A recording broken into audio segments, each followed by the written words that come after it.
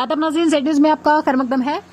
Punjab police ने पुंछ में एक टीचर से 5 किलोग्राम मंशियात बरामद की है। सरकारी जराये ने बताया कि मिडिल स्कूल कस्बा कॉलोनी में तैनात एक उस्ताद को पंजाब पुलिस ने क्राइस्ट स्कूल पुंछ के करीब से गिरफ्तार किया। उन्होंने बताया कि उसके कब्जे से 5 किलोग्राम मंशियात बरामद हुई है।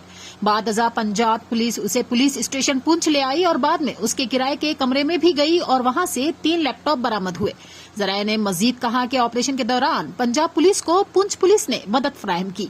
एसएचओ पुंछ रंजीत सिंह राव ने पंजाब पुलिस की तरफ से मंशियात की बरामदगी की तस्दीक की। आगे देखिए जहांगीर अहमद की ये रिपोर्ट।